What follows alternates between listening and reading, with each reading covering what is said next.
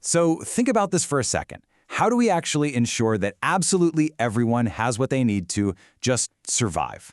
Well, let's dive right into this explainer and unpack a really influential answer to that massive question. We're going to do a comprehensive overview of Peter Kropotkin's The Conquest of Bread. We'll be exploring his original text right alongside the historical movements it actually inspired. And we're keeping our focus strictly on the text and the history.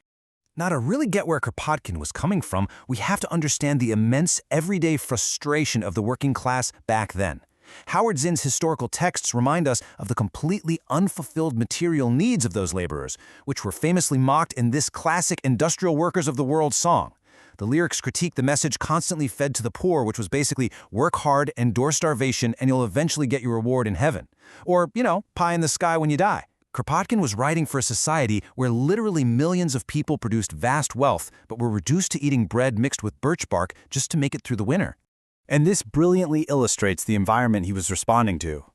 Historian Eduardo Galeano describes his capitalist status quo as a Moloch machine that essentially prioritizes things over human life. Galeano points out how the system actually multiplies hunger and fear, concentrating wealth at the top while totally impoverishing the working class. It's a setup where entire countries and people are basically just subjugated to serve the production of commodities. All right, so to understand Kropotkin's enduring influence, here's what we're going to cover today. 1. The illusion of scarcity. 2. Well-being for all. 3. Expropriation and daily bread. 4. State versus free commune. And finally, 5. Feeding the revolution. Okay, let's jump straight into Section 1, the illusion of scarcity, rethinking production and need. So the core thesis of Kropotkin's work here is absolutely fascinating. He argues that a true revolution literally must prioritize the everyday survival of the people way above any abstract political principles. He actually says that traditional economics gets it totally backward. Think about it. Economists study production, surplus value, and capital first, and then they end up concluding that we simply can't satisfy everyone's needs. Well, Kropotkin says, no, we must start by studying the needs of the individual first and then figure out how to produce enough to satisfy them. And his conclusion is super clear. Humanity already possesses the agricultural and industrial capacity to produce plenty for everyone. According to Kropotkin, the scarcity we see, it's literally an illusion created by the current system of ownership. Because of this immense productive capacity, Kropotkin advocates for anarchist communism. His argument is that since all human riches, cities, fields, factories, technology, the whole shebang, are the result of collective physical and mental labor across generations, they must belong collectively to humanity. He asks, by what right can anyone appropriate the least morsel of this immense whole and say, this is mine, not yours? So he concludes the only equitable path forward is the collective ownership of all means of production. Moving right along to Section 2, well-being for all, beyond the right to work. This is absolutely crucial. He actively rejected vague, middle-class formulas like the right to work, and he replaced them with a demand for the right to well-being. What you really need to take away from this is the stark difference between these two concepts. The right to work simply guarantees that you'll be allowed to sell your labor, which often just maintains the wage system and keeps the worker barely scraping by. The right to well-being, on the other hand, means that if you contribute your fair share of work, you have a fundamental right to a fair share of all the wealth produced. We're talking about guaranteeing shelter, food, and clothing to everyone, effectively ending the leverage that capitalists have over a starving worker. Now, to actually achieve this well-being, Kropotkin outlines exactly what needs to be expropriated from private monopolists and returned to the public trust. It's not just about taking over the government, it's about physically taking back the means of survival. He's talking about reclaiming everything from arable lands and factories to housing and daily food supplies. And crucially, he goes way further than a lot of other socialists of his time. He insists that articles of consumption, like houses, food stores, and clothing, must also be seized. He points out that for a worker, a properly heated room and a decent meal are just as much instruments of production as a machine in a factory. You just cannot separate the worker's basic survival from the tools they use. Which brings us to Section 3, Expropriation and Daily Bread, the Practical Revolution.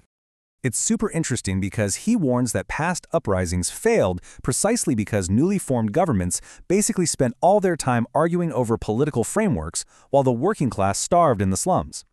During the French revolutions of 1793, 1848, and 1871, governments focused heavily on civic liberty and purifying administrations. But meanwhile, industry just stopped, capital hid itself away, and the wage earner faced immediate famine.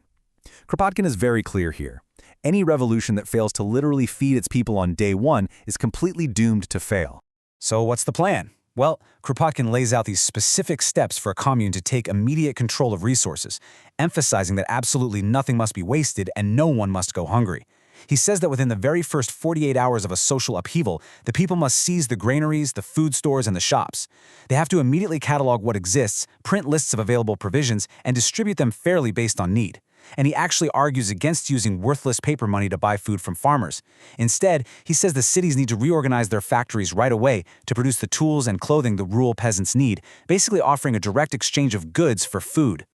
Let's pivot to Section 4, State versus Free Commune, Conflicting Visions of Socialism.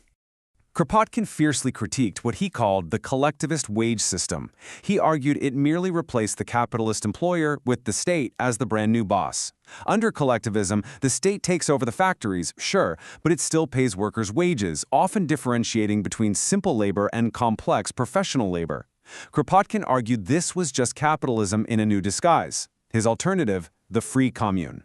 This relies on free agreements among decentralized, voluntary groups of workers, completely abolishing the wage system.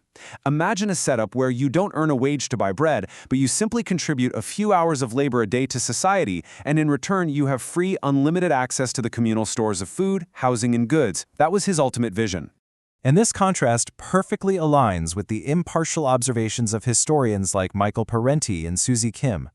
They note how 20th century Eastern European and North Korean systems basically became siege socialism. Parenti points out that these states prioritized discipline, centralization, and defense against global capitalist pressure.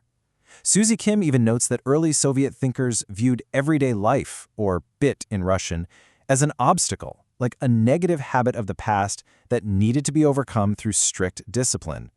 Now contrast this directly with Kropotkin's vision. He believed that everyday life, subsistence, and the immediate satisfaction of human needs actually were the entire point of the revolution, not just some distraction from it. All right, our final section, number 5, Feeding the Revolution, Echoes in the Modern Era.